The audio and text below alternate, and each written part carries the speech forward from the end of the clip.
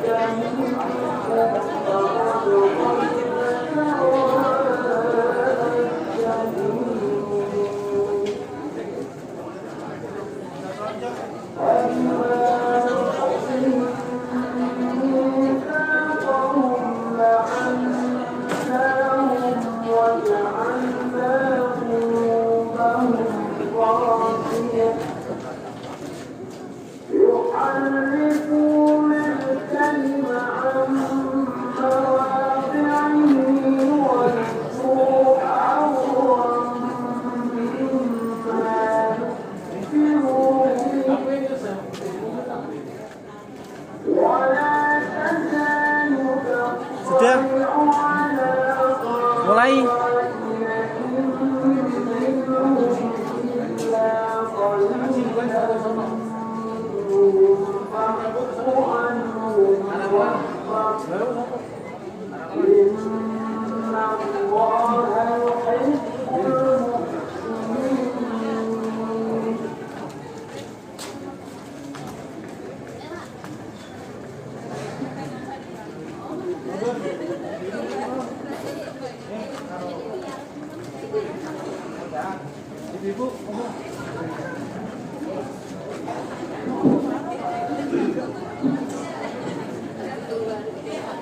Assalamualaikum warahmatullahi wabarakatuh. Alhamdulillah nahmadu wa nasta'inu wa na'udzu billahi min shururi anfusina wa min sayyiati a'malina may yahdihillahu fala mudilla lahu wa may yudlil fala hadiya lahu. Asyhadu an la ilaha illallah wa asyhadu anna Muhammadan abduhu wa rasuluh la nabiyya ba'dahu. Pertama-tama, marilah kita panjatkan puja dan puji syukur atas kehadiran Allah Subhanahu wa Ta'ala yang telah memberikan kita nikmat serta hidayahnya sehingga kita dapat berkumpul dalam acara Safari Ramadan ini berlawanan tanpa halangan malu.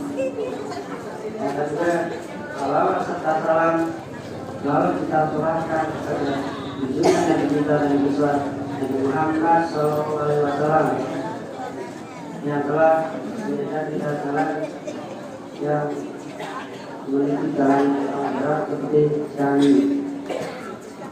Berdirinya saya di sini, saya diperintahkan untuk menjadi MC dalam acara kuliah subuh Safari Ramadan.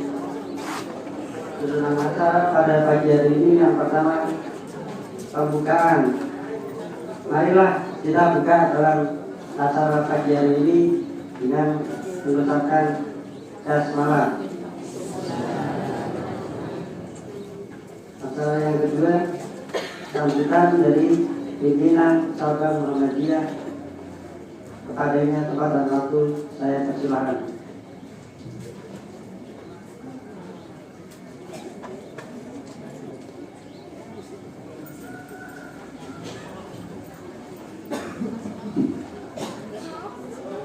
Assalamualaikum warahmatullahi wabarakatuh. Alhamdulillahirabbil alamin, la haula wala quwata illa billah, amma ba'du.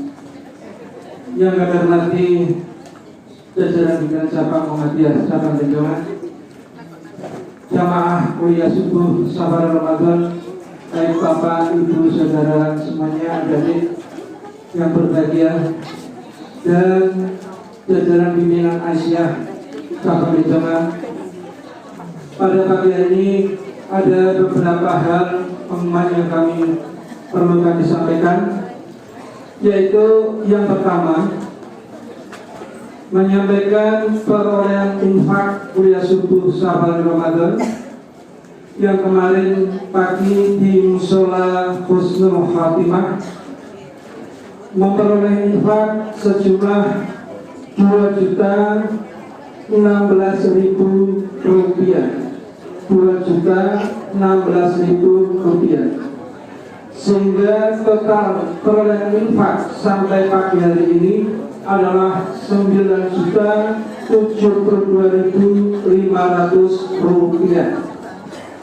Selanjutnya, pengumuman kami sampaikan kepada seluruh jamaah kuliah subuh Safari Ramadan ini dan yang mungkin belum bisa hadir pada kuliah Safari Ramadan ini, yaitu bahwa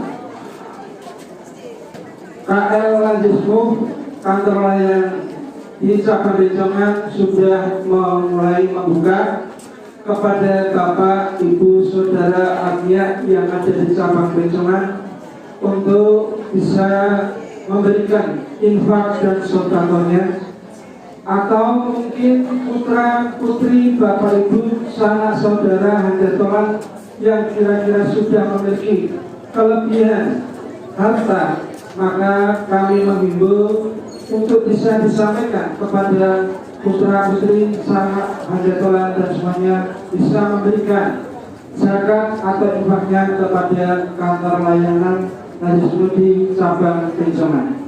Dan yang terakhir, pengumuman kami sampaikan juga, yaitu yang datangnya dari pimpinan Asia cabang Pejongan Ekonomi dan bekerja sama dengan KR yang di cabang Pejongan tentang kado Ramadan. Kepada Bapak Ibu Saudara yang ingin mendonasikan hartanya sebesar 125.000 untuk paket kado Ramadan, silakan menghubungi KL Azizmu atau pimpinan cabang Asia atau pimpinan ranting masing-masing Asia di cabang Pejongan. Demikian pengumuman kami sampaikan. Terima kasih. Kurang lebihnya apabila ada kata yang tidak berkenan, kami mohon untuk dimaafkan. Wabillahi taufiq wal hidayah. Wassalamualaikum warahmatullahi wabarakatuh.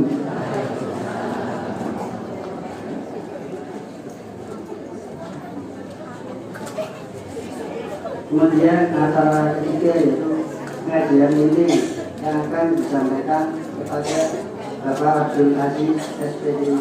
Kepadanya tempat dan waktu saya persilakan.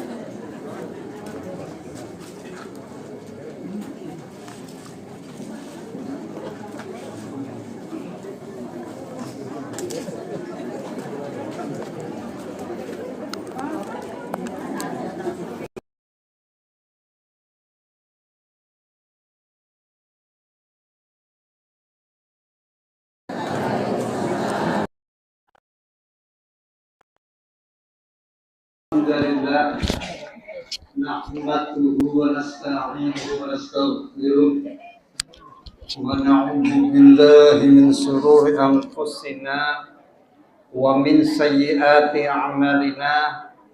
May yahdihillahu fala mudilla lahu wa may yudlil fala hadiya lahu. Asyhadu an la ilaha illallah wahdahu la syarika lahu wa asyhadu anna Muhammadan abduhu wa rasuluh. Allahumma salli wa sallim wa barik ala Muhammad wa ala alihi wa ashabihi ajma'in, amma ba'du. Faqala Allah ta'ala fi kitabil karim, a'udzu billahi minasy syaithanir rajim.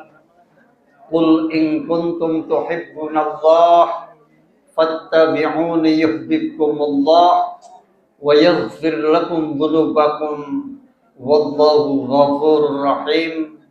Shadaqallahul azim. Jajaran pimpinan cabang Muhammadiyah Pejongan yang saya hormati, jajaran pimpinan cabang Aisyah Pejongan yang saya hormati, dan seluruh ortom tingkat cabang sampai ranting, juga pimpinan ranting, seluruh cabang Pejongan baik Aisyah maupun Muhammadiyah, serta bapak-bapak, ibu-ibu lan sedaya ingkang kula hormati. Mari pertama-tama kita panjatkan puja dan puji syukur kita kepada Allah Subhanahu wa taala atas karunia nikmat yang Allah berikan pada kita semuanya, sehingga alhamdulillah dengan nikmat Allah kita semuanya bisa hadir di majelis yang mulia ini setelah menjalankan ibadah sholat subuh berjamaah. Mudah-mudahan ini merupakan amal kebaikan kita semuanya yang nanti akan memperberat timbangan kebaikan kita pada saat yaumul qiyamah di hadapan Allah Subhanahu wa taala. Bapak-bapak, ibu-ibu lan sedaya ingkang kula hormati, salat dan salam semoga tetap terlimpah kepada Nabi Muhammad sallallahu alaihi wasallam, keluarga, sahabat, dan mudah-mudahan kita semuanya menjadi umat yang istiqomah dalam menjalankan risalah yang diajarkan oleh Rasulullah sallallahu alaihi wasallam. Bapak-bapak, ibu-ibu, lan sedherek ingkang kula hormati, saya ngisi di sini sudah berapa kali ya? Mungkin 4 kali atau 3 kali. Mandek itu hanya gara-gara COVID nih Pak. Ya. Tak terasa perjalanan hidup manusia itu begitu cepatnya. Kita merasakan dulu ada COVID. Alhamdulillah COVID telah meninggalkan kita. Mudah-mudahan kita senantiasa diberikan sehat oleh Allah Subhanahu wa taala. Bapak-bapak, ibu-ibu, jamaah rahimakumullah. Sekarang kita semuanya berada di bulan Ramadan. Bulan Ramadan adalah bulan yang sangat luar biasa, bulan yang sangat diistimewakan oleh Allah Subhanahu wa taala. Oleh karena itulah di saat-saat bulan Ramadan ini, mari kita gunakan waktu kita itu dengan sebaik-baiknya, salah satunya dengan mengikuti kajian ilmu. Karena sungguhnya amat rugi seorang anak manusia kalau di bulan Ramadan tidak mampu menggunakannya dengan sebaik-baiknya. Dan catatan yang kedua, mari puasa kita selama bulan Ramadan, tajamkan puasa kita itu harus betul-betul imanan wahtisaban. Jadi mari kita di awal-awal Ramadan ini, mari kita perbaharui niat kita, luruskan niat kita, agar jangan sampai puasa kita yang sudah kita lakukan dengan susah payah hanya mendapatkan ilal ju wal atos, hanya mendapatkan lapar dan dahaga, lapar, ngelih, loyo. Oleh karena itulah mari kita tajamkan imanan wahtisaban, yaitu landasan filosofi kita berpuasa Ramadan dan bertahajud, yaitu qiyamul lail, salat tarawih kita betul-betul landasannya hanya iman dan mengharap ridho Allah Subhanahu wa taala. Mari kita jaga itu. Jangan sampai niat kita itu bergeser dari itu. Kalau niat kita bergeser dari itu, maka rusaklah puasa kita. Banyak manusia yang berpuasa tetapi tidak mendapatkan apa-apa. Kenapa? Karena tidak mendasarkan konsep niat kita dalam dada kita, dalam hati kita betul-betul tertanam imanan wahtisaban, iman dan hanya mengharap ridho Allah. Siap Ibu, Pak? Siap nggih? Ikhlas karena Allah, betul-betul iman karena Allah. Insya Allah inilah puasa yang sukses di hadapan Allah Subhanahu wa taala. Yang kedua, bahwa di dalam bulan Ramadan adalah bulan islah, bulan perdamaian. Artinya apa? Mari kita di bulan Ramadan itu hindarkan hal-hal yang menyebabkan orang lain itu marah terhadap kita. Hindarkan bulan Ramadan itu membuat orang itu jengkel dengan kita. Salah satu yang menyebabkan orang jengkel kepada kita itu adalah utang. Ngerti utang? Ngerti utang, Bu? Utang apa ya? Banget ana ning somata kan. Iki gawe wong jengkel. Oleh karena itu mari jangan sepelekan hutang. Maka tema hari ini saya sedikit mengangkat yaitu bahaya hutang. Ngerti utang, Bu? Nah, pemane ibu-ibu kayak biasa utang gitu. Yang namanya hutang itu hal biasa. Karena apa? Rasulullah saja itu pernah utang. Bahkan yang dihutangi Rasulullah tidak tanggung-tanggung. Rasulullah hutangnya dengan orang Yahudi. Jadi Rasulullah utang ke orang Yahudi. Jangan dikira yang namanya Nabi di duit terus, enggak. Nabi pun sering orang di duit, Bu. Sehingga Rasulullah pada saat itu tidak punya uang, akhirnya Pak Rasulullah datang kepada orang Yahudi, pinjam. Jaminannya apa? Jaminannya tameng perangnya Rasulullah Shallallahu Alaihi Wasallam. Nabi Muhammad itu juga manusia punya utang. Tapi yang jadi masalah, duwe utang orang belumnya nyaur, itu sing masalah. Maka sifat Rasulullah adalah merupakan hamba Allah yang luar biasa, yaitu hamba Allah yang dapat dipercaya. Maka Rasulullah sejak kecil disebut dengan Al-Amin, orang yang dapat dipercaya. Rasulullah nek utang, aku pak utang nyaur dino Jumat, ya dino Jumat tenan teko. Nyaur. Lah nek wong pencongan.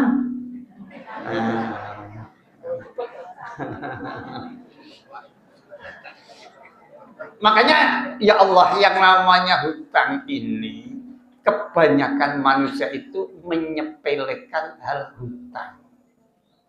Padahal mari kita tinjau beberapa hadis Rasulullah Sallallahu Alaihi Wasallam. Yang pertama hadis dari sahabat Uqbah bin Amr. Rasulullah Sallallahu Alaihi Wasallam bersabda, yaitu apa? La tahifu anfusakum ba'da amniha. Jadi Rasulullah, la tahifu anfusakum, janganlah kamu menteror dirimu sendiri. Ba'da amniha, padahal kamu sebelumnya nyaman-nyaman saja. Para sahabat bertanya, wa madzaka ya Rasulullah, apa ku ya Rasulullah, kok sing maune ayam tentrem jadi air mumet apa ya Rasulullah? Maka faqala, Rasulullah menjawab, adain utang. Ya pernah.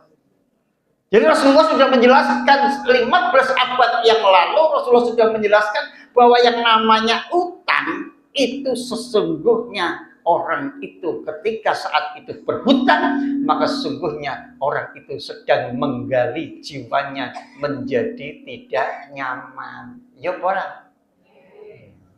Ya Rasulullah ngandake, la tahifu anfusakum, janganlah kamu semuanya menteror dirimu sendiri ba'da amniha, padahal sebelumnya kamu nyaman-nyaman saja. Apa maneh janji utang dino setupak nyaur, jebul lo klipat orang nyaur. Kari-kari sing jaga, sing ngutangi ngangiringane jaga grek.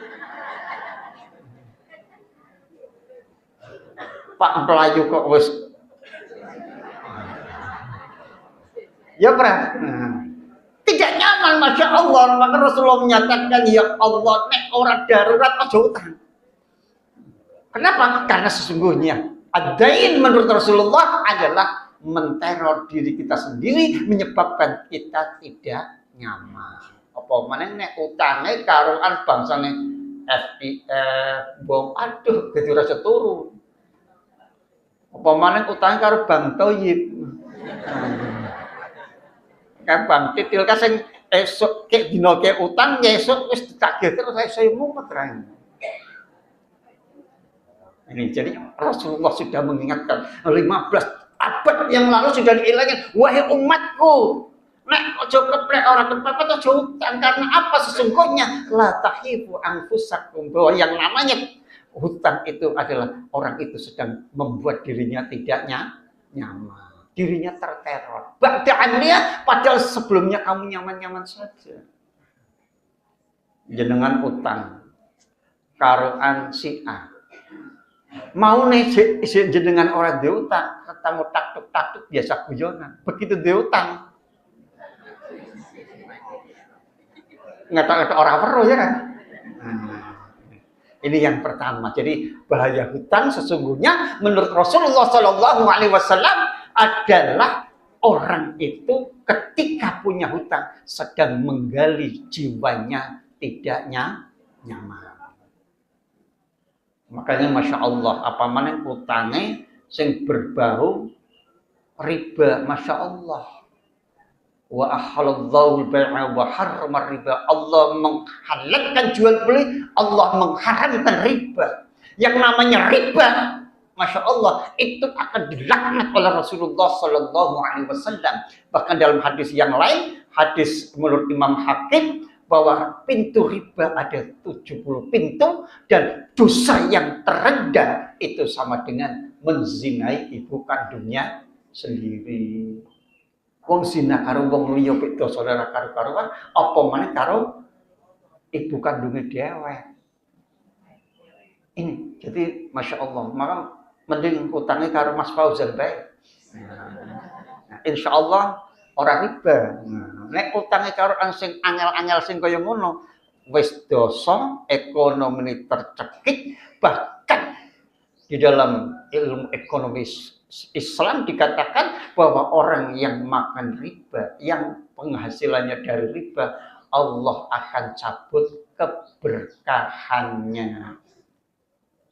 Duwite akeh, uripe gembrangsang.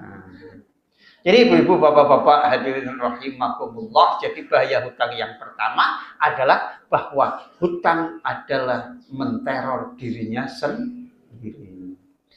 Kemudian yang kedua, bahwa bahaya hutang yang kedua yaitu bahwa sesungguhnya hutang itu menyebabkan manusia tertahan tidak bisa masuk surga. Jadi tertahan manusia tidak bisa masuk surga gara-gara hutang. Makanya dalam hadis Rasulullah Shallallahu Alaihi Wasallam yang diriwayatkan oleh Imam Tirmidzi nomor hadis 1572, Rasulullah Shallallahu Alaihi Wasallam bersabda, "Man mata huwa bari'un min salasin," bahwa anak manusia apabila terbebas oleh 3 perkara ini. Apa itu? Terbebas 3 perkara apa itu? Rasulullah menjelaskan, yang pertama al-kibri, yaitu penyakit sombong. Yang kedua apa? Wal-hulul, yaitu penyakit yang namanya pengkhianat. Dan yang ketiga adalah adain, penyakit duwe utang, nyaure angel.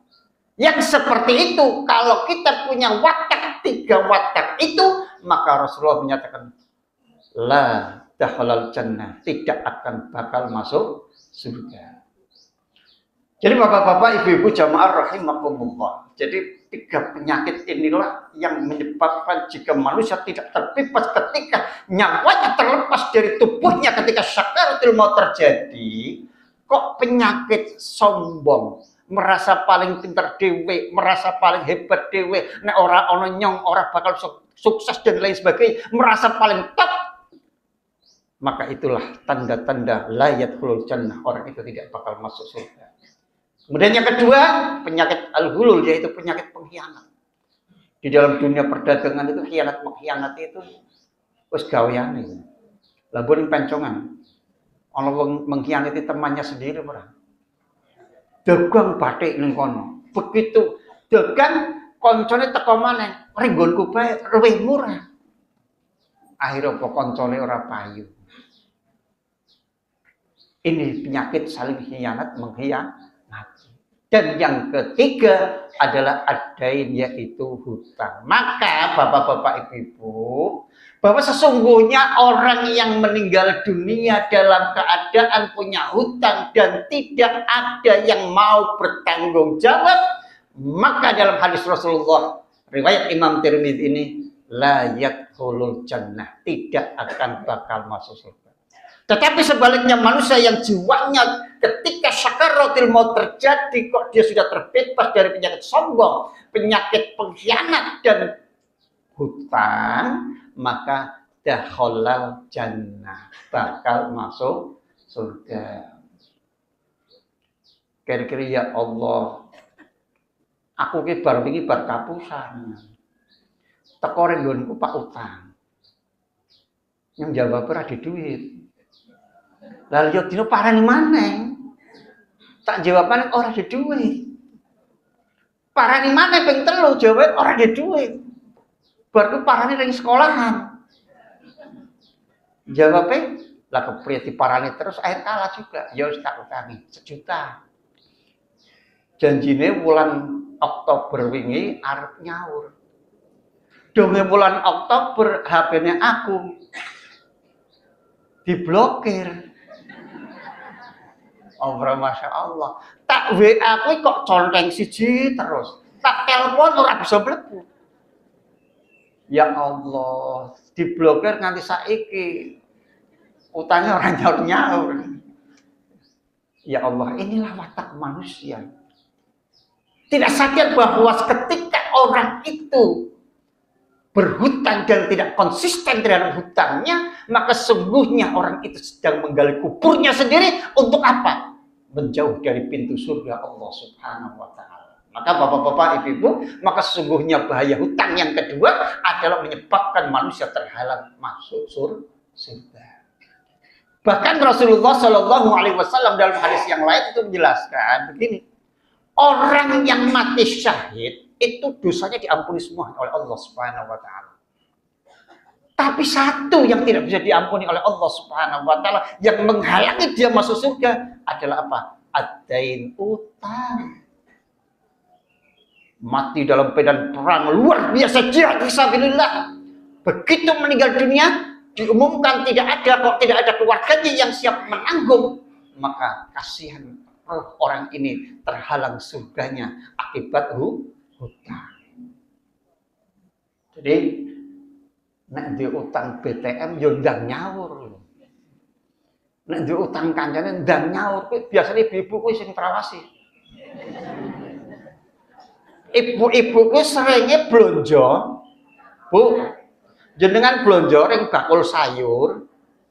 Nang bakul sayur jenengan entake 20.500.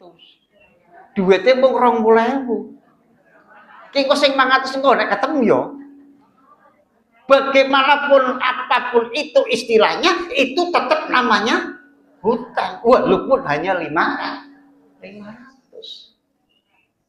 Keri-keri setahun, 2 tahun kelalen, Masya Allah.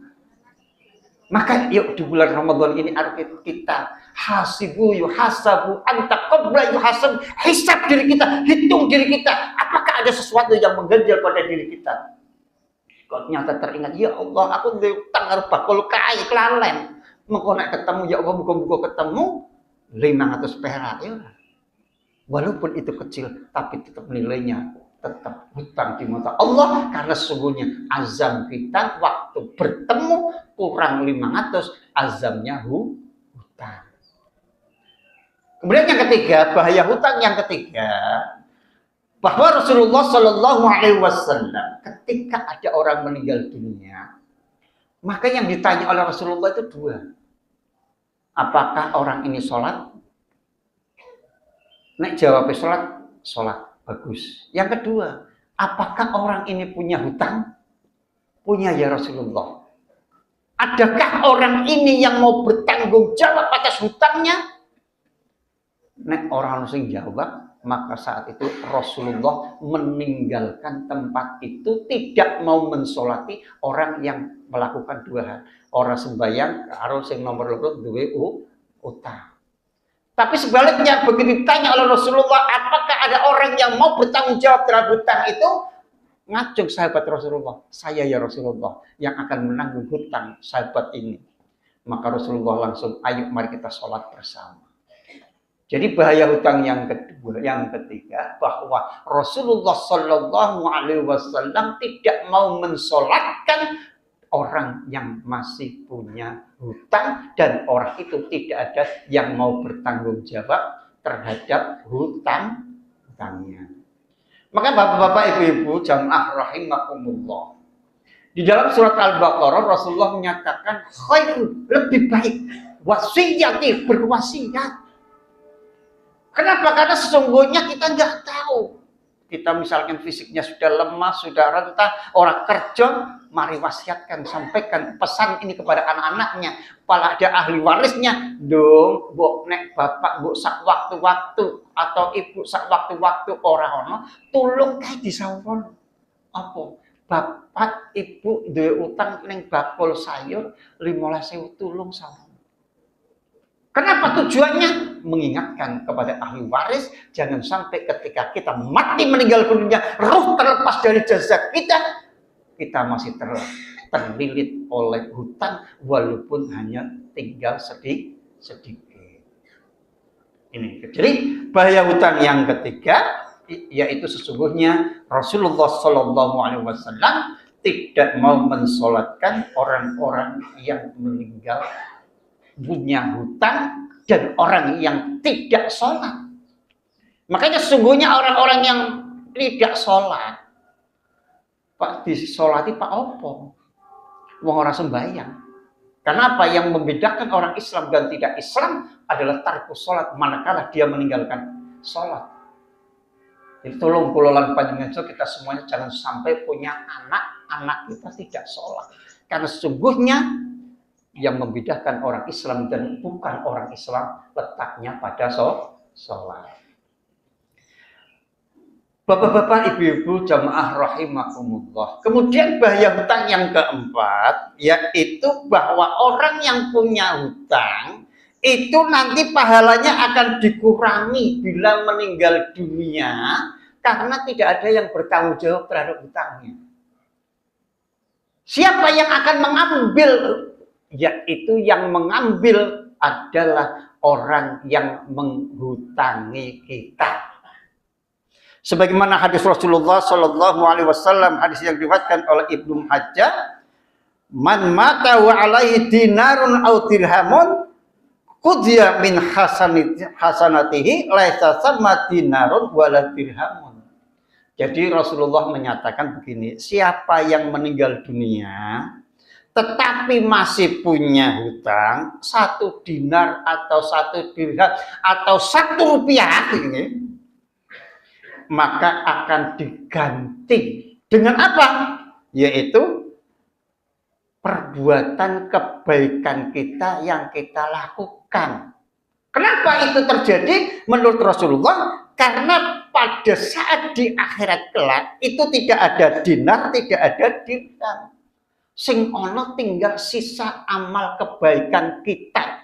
Kita yang tahajud, kita yang sholat duha, kita yang puasa, tetapi masih punya hutang, maka sesungguhnya kebaikan-kebaikan itu akan diambil alih oleh orang yang menghutangi kita semuanya. Belum orang. Belum berapa? Jenengan sing sholat, tapi sholat pahalanya sholat gue sing ngutangi jenengan. Bu, gelem bu. Nah, makanya yang hutang sauri.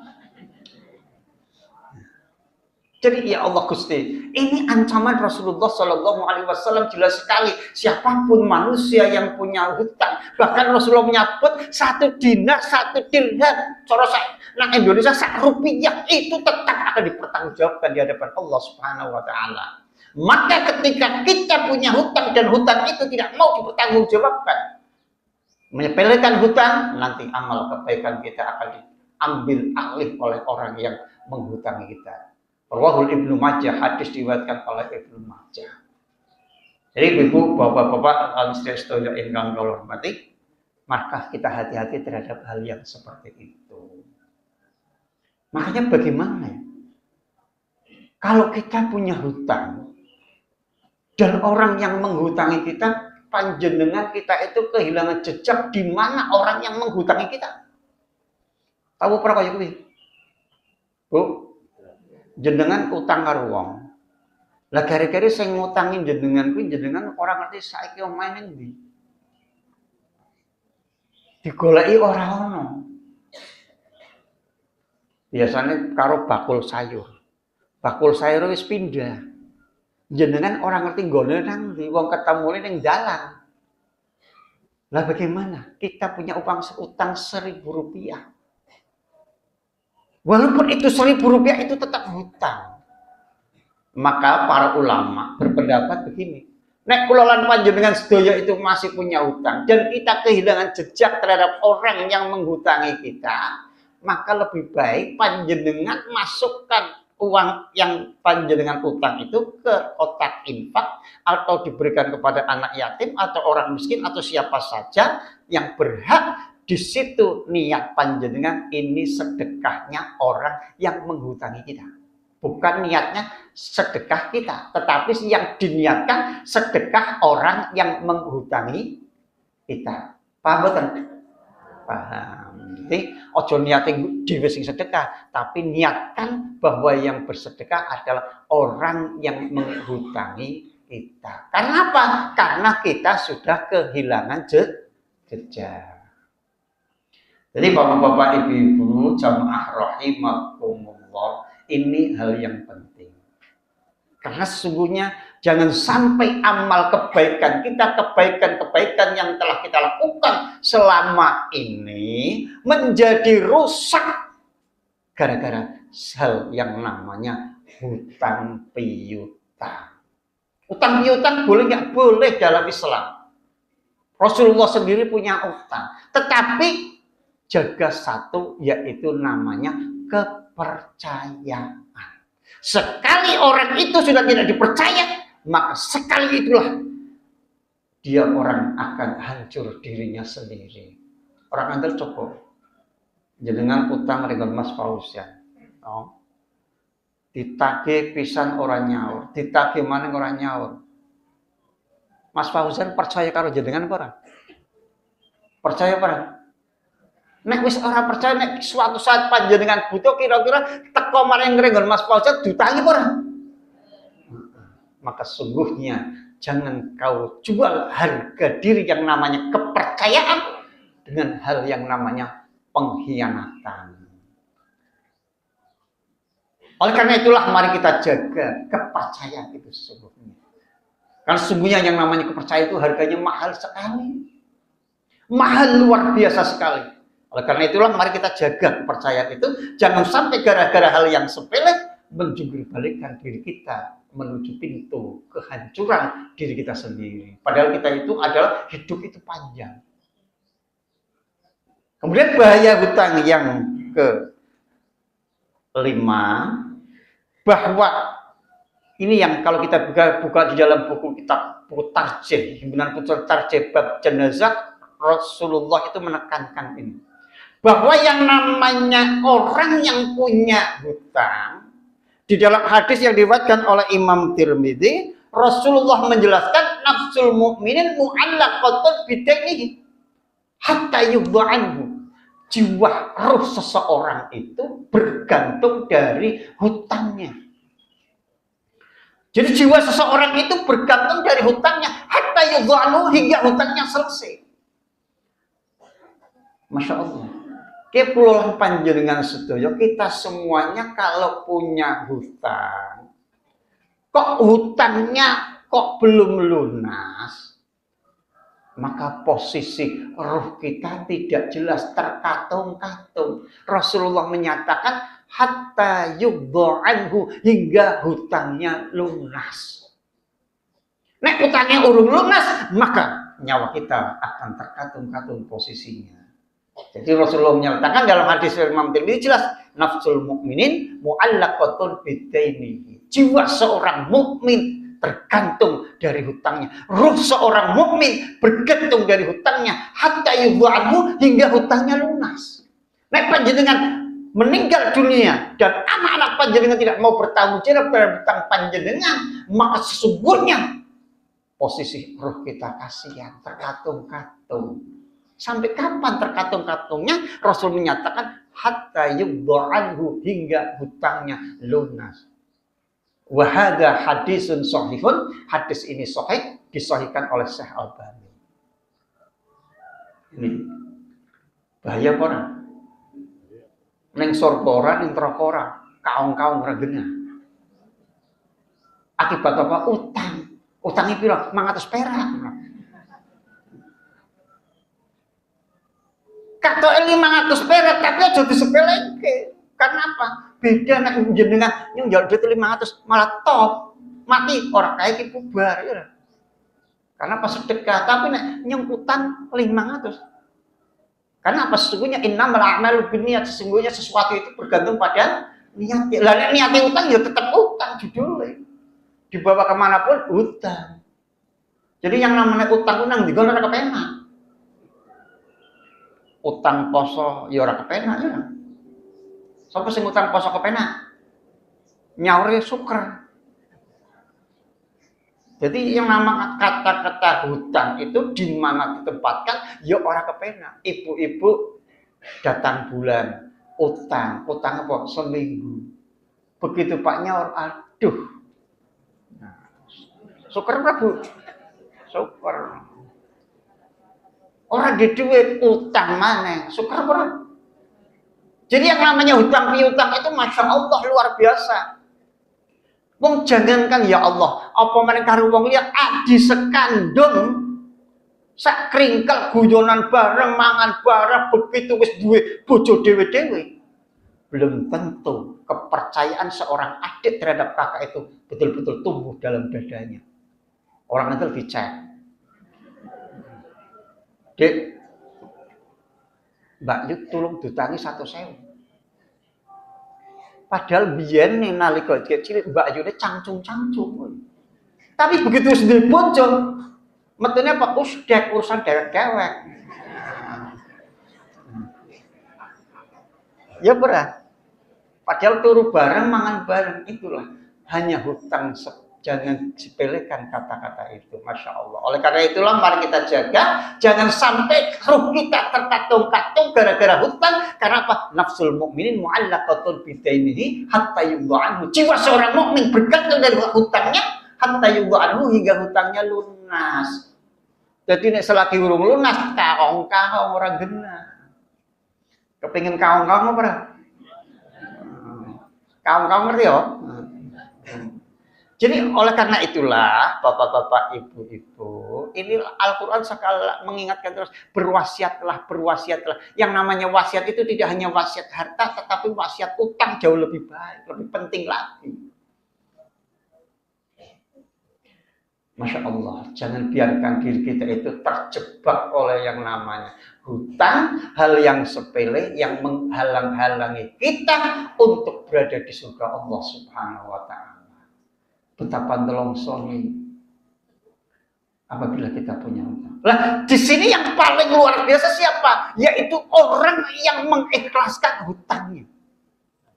Si andi hutang piro 10.000 tak ikhlas itu sedekah sing paling pokok. Nek 10.000 tak biasanya diikhlas itu, Pak. Tapi begitu 2 juta engko dhisik.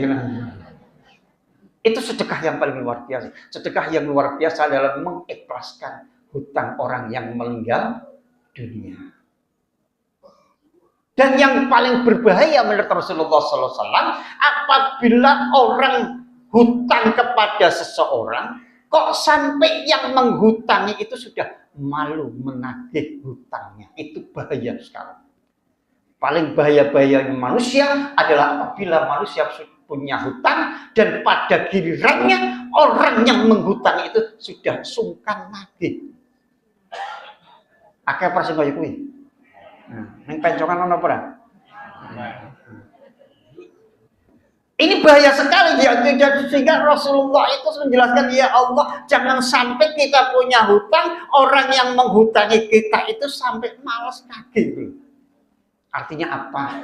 Orang itu berarti hatinya sudah sumun bukmun umyun faum layar, sudah terjebak oleh yang namanya budek picek.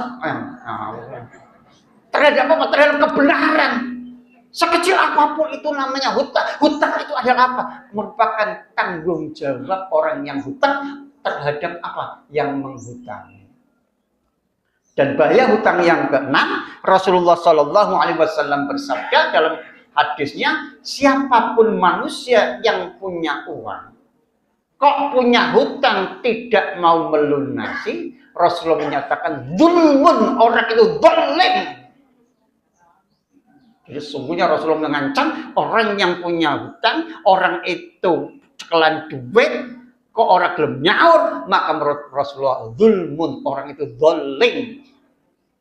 Apa maneng sing hutang itu dijagake anake Pak nggo bayar SPP.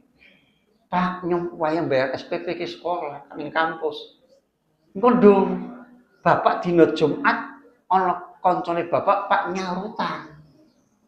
Kere-kere dinteni dina Jumat riwari metu lampu ora assalamualaikum. Maka sungguhnya orang yang seperti itu duwe utang orang gelem nyaur. Dan apalagi orang yang menghutangi itu duitnya dijaga akhir, Masya Allah, maka sungguhnya menurut Rasulullah ancamannya adalah orang itu digelari oleh Rasulullah adalah zalim. Kepingin darahnya wong zalim, Pak, pingin apa Pak? Zalim.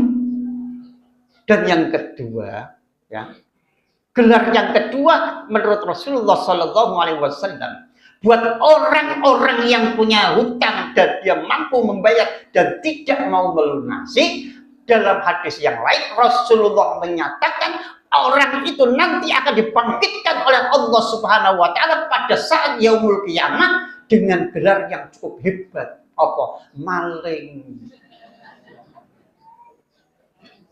Jadi Gusti Allah mau ngundangi, hai maling bangkitlah kamu.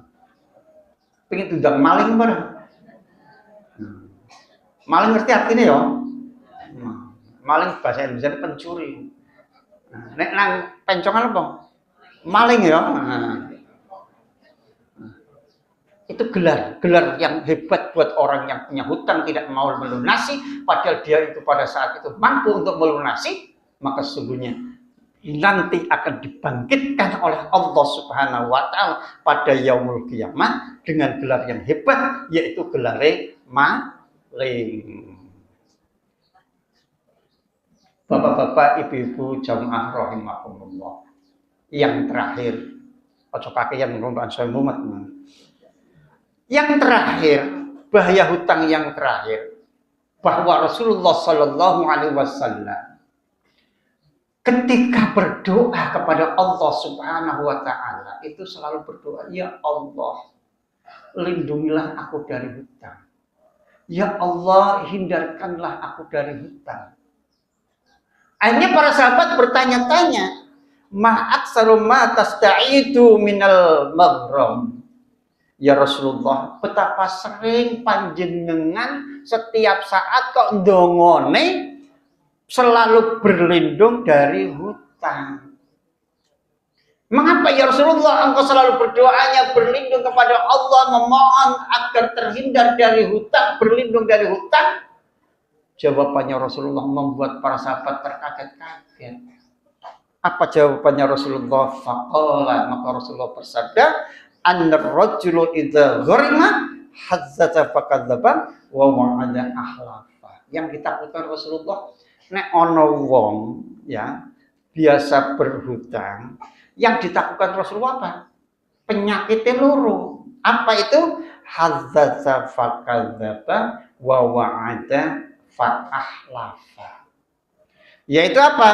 Jika bicara dia nek ngomong ngapusi, bicaranya berdusta.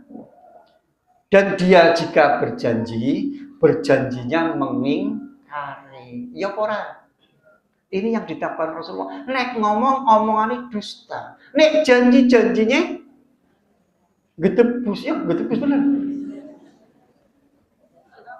Itu penyakit orang yang hobi hutang.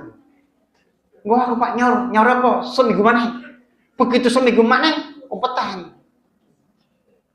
Yang terjadi dua penyakit itu berada pada diri orang itu, yaitu satu, mulutnya pandai berdusta. Dua, mulutnya pandai berjanji tapi dusta. Bohong terhadap apa yang diucapkannya.